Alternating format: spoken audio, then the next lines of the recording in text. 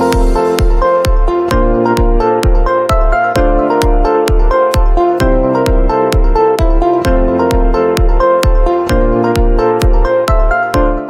morning, good afternoon, good evening. Ladies and gentlemen, this is Learning Fast. Aha ni kuri Iga Vuba Icyongereza. We teach you in a way that helps you learn and start speak the English you are learning. Tukwigisha mu buryo wiga ugatangira kuvuga Icyongereza uri kwiga. Today, we are going to learn some confusing words. Uyu munsi tugiye kuba twakwiga amagambo ushobora kuba wahura nayo akakuyobera. Hari amagambo aba agiye gusa ku buryo kuyakoresha ashobora kuba yagutera urujijo. That is what you are going to be learning in these few minutes. Muri minota mike tugiye kuba turi kumwe, niyo tugiye kuba turi kwiga. Now, before we dive into the lesson of today, I want you to know that if you are in USA, Canada, Europe, or any other part of the world, we can teach you via Zoom. Mbere ko twinjira mu isomo ry'uyu munsi, reka nkubwire yuko ubaye uri muri Amerika, ukaba uri muri Europe, ukaba uri muri Canada cyangwa se n'ahandi wifuza kwiga Icyongereza twakwigisha. If you want to learn from zero, we can teach you, or intermediate, or you want to advance your English, you are just here at your service. Now, contact us on our WhatsApp number. Waduhamagara kuri nimero yacu ya WhatsApp tukagufasha, tukakwigisha. You might be the next person to be speaking English fluently and confidently. If you need a book, ubaye ukeneye igitabo cy'icyongereza, we have amazing books. Dufite ibitabo byiza cyane biteguye neza byagufasha kwiga Icyongereza. Maybe you are so busy, ushobora kuba uhuze cyane ku buryo kwiga bikugora, but these books tubitegura twatekereje ku bantu nk'abo. We have dialogue book. Dufite igitabo kirimo dialogue cyangwa se ibiganiro by'Icyongereza n'Ikinyarwanda, igitabo kirimo interuro nyinshi zihagije z'Icyongereza ndetse n'Ikinyarwanda. Tukagira igitabo kirimo verbs.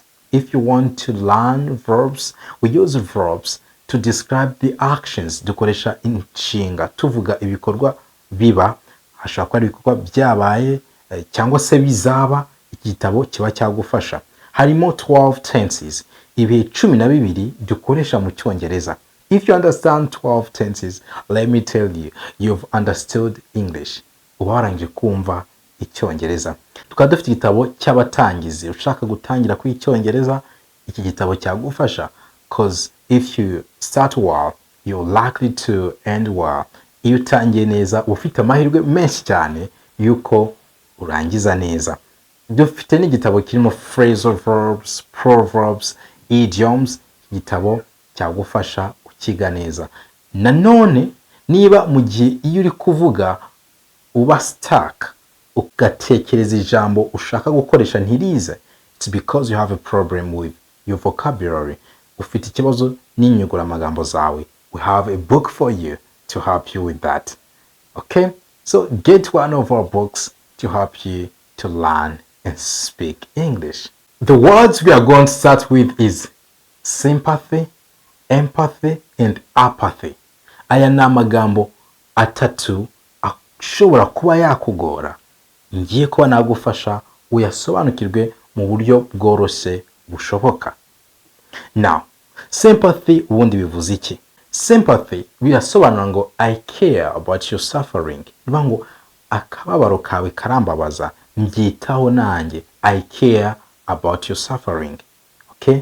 Mbyitayeho. Akababaro kawe nkitayeho. I care about your suffering. That is sympathy. Hari irindi jambo rikomoka kuri sympathy ryitwa sympathize. Nk'iyo umuntu yagize ibyago, ushobora kuba mubwira ngo I sympathize with you. Bivuze ngo nifatanyije nawe mu kababaro urimo.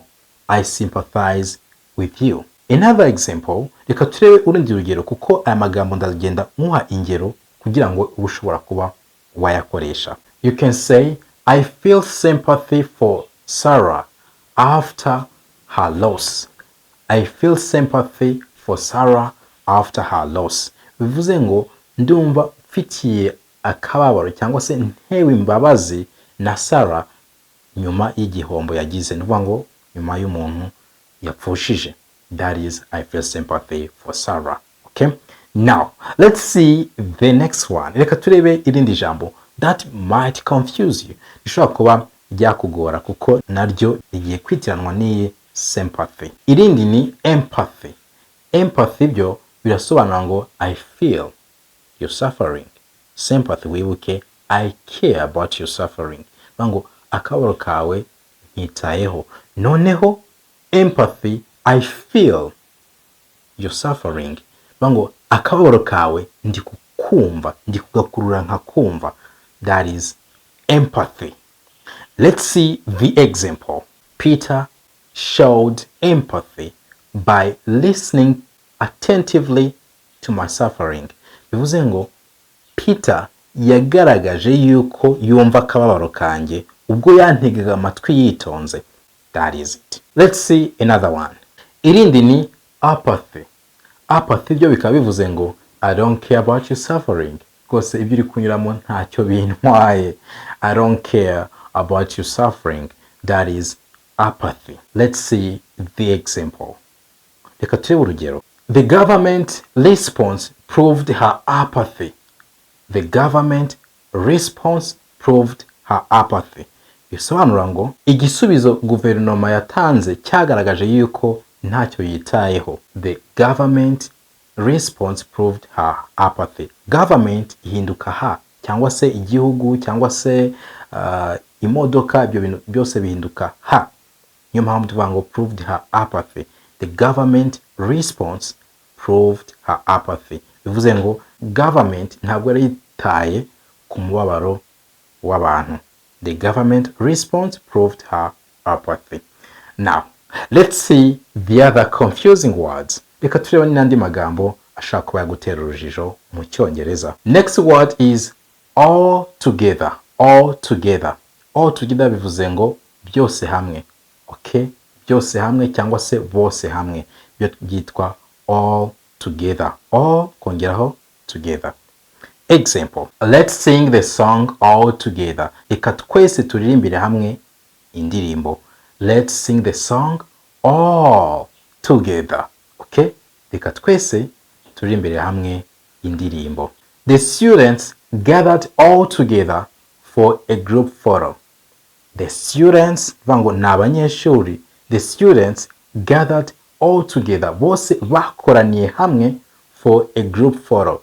Group photo yavuze ngo ni ifoto y'itsinda. Abanyeshuri bose bakoraniye hamwe kugira ngo bafate ifoto y'itsinda. Okay? Cyane cyane abanyeshuri bagiye kurangiza, they like to do this. Bakunda kubikora. The students gathered. Gathered no gukorana. All together for a group photo. Kugira ngo bafate ifoto y'urwibutso y'itsinda. Now, let's see another one. Reka turebe indi jambo ushobora kwitiranya na all together. Irindi naryo ni all together, bivugika kimwe ariko biratandukanye, nubyo tubyandika biratandukanye. All together. All together byo bivuze completely.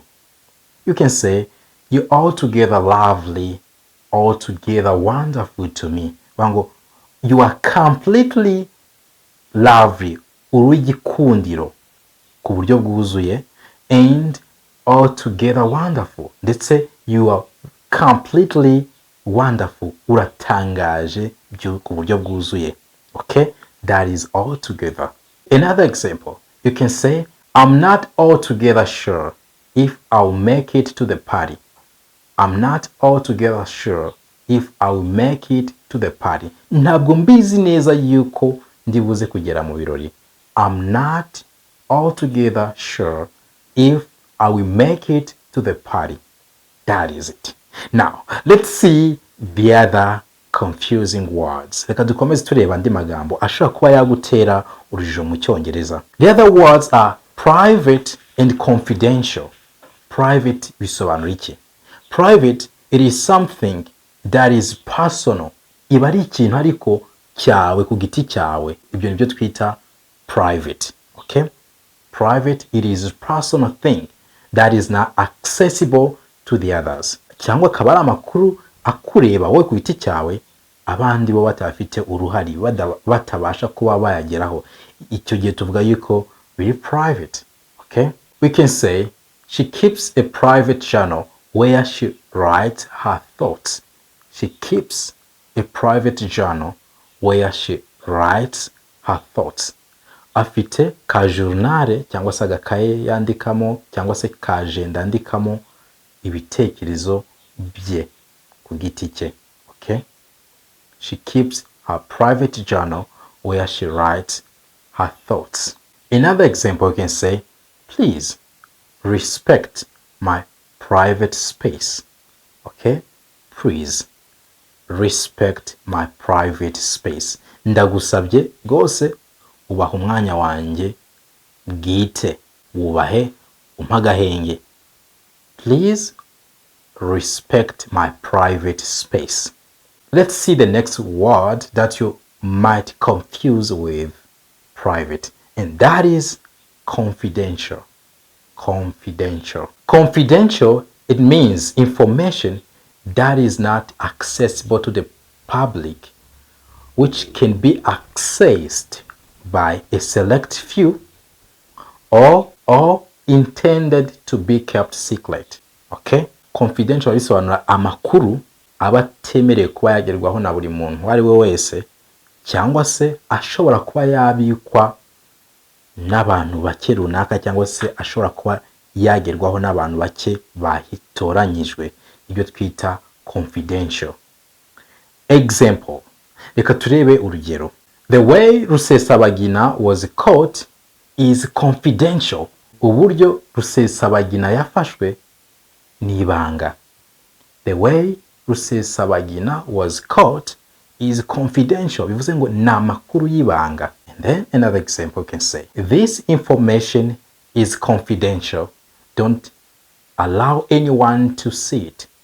This information is confidential. Don't allow anyone to see it. Aya makuru ni ibanga, ntiwemere yuko hagira n'umuntu n'umwe uyabona. That is confidential. Let's see the other words. Hari amagambo nano ushobora kuba yakuyobera ariyo one another na each other. One another, each other bitandukaniye hehe? Nzi neza yuko ushobora kuba uhura nayo. One another, we use it for more than two people. Icyo gihe dukoresha one another. If it's more than two people, that is one another. Iyo abantu barenze babiri dukoresha one another. Naho iyo ari abantu babiri dukoresha each other. I can say we love each other. Bivuze ngo turakundana, nge nawe turakundana. We love each other. Cyangwa se nkavuga ngo Peter and Alice love each other. Peter na Alice barakundana. Peter and Alice love each other. Noneho one another, nko muri famille dushobora kuba twavuga ngo we love one another in our family. Muryango wacu turakundana. We love one another in our family. But again, I can say our parents love each other. Ababyeyi bacu barakundana. Our parents love each other. Ababyeyi bacu barakundana.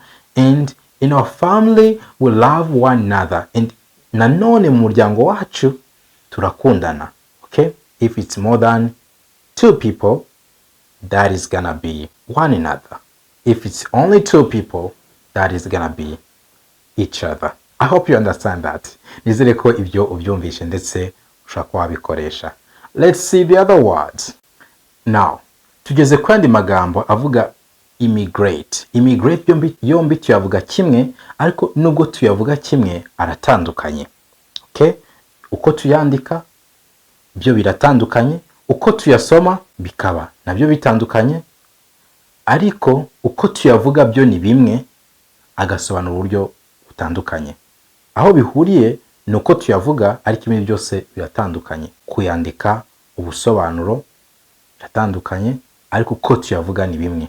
That is immigrate. Iya mbere ni emigrate. Emigrate bisobanura to leave. Okay? Kugenda nibyo twita immigrate. Itangizwa na icyo gihe tuba tuvuze kari kugenda. ukagenda uvuye nko mu gihugu cyawe, that is immigrate. To leave your own country, that is immigrate. Let's see the example. My parents decided to immigrate to Europe. My parents decided to immigrate to Europe. Ababyeyi banjye bafashe umwanzuro wo kwimukira muri Europe. Nivuga ngo bakoze urugendo bajya gutura muri Europe, that is immigrate. Another example. Why are so many people immigrating? Why are so many people immigrating? Kuko abantu benshi bari kwimuka bava aha. Why are so many people immigrating? None reka turebe indi immigrate yo isobanura to live permanently.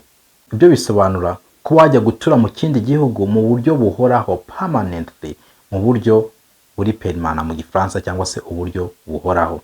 Example. Many people are immigrating to Canada in pursuit of better life. Many people are immigrating to Canada in pursuit of better life. Abantu benshi bari kujya gutura muri Canada ku buryo buhoraho kugira ngo bashake ubuzima bwiza, that is immigrate. Aya magambo yongeye kugusobanurira, ntabwo ndi buze kuguhereza ingero, ngiye kuyagusobanura kugira ngo uyamenye. Dufite capital. Iri jambo capital rishobora gukoreshwa mu buryo butandukanye, okay? Rirangizwa na al. Iyi capital bisobanura capital cyangwa se umurwa mukuru w'igihugu, that is capital. Nanone twarikoresha dusobanura inyuguti nkuru. Inyuguti nkuru y'ijambo, that is capital. Okay? Igiye gutangira amazina bwite, amazina y'abantu, amazina y'ibihugu, amazina y'iminsi mu Cyongereza, amazina y'ukwezi, igihe cyose agomba gutangizwa na capital letter. Okay? Inyuguti nkuru. Nanone capital ikabisobanura igishoro. Nk'amafaranga utangizanyije umushinga tuyita capital, igishoro, that is capital. Urabona ko iyi capital ifite ubusobanuro butatu butandukanye. Okay? Capital. Now, reka turebe indi capital. Iyi yo ikabisobanura inzu guverinoma ya Amerika ibikoreramo. Iyo yitwa capital, irangizwa na OL. Iya mbere yarangizwaga na AL. Iyo irangizwa na OL. Iyo ikaba ari capital. Okay? So, this is it. If you want to learn more English lessons on this channel, click here. We love you so much. See you next time.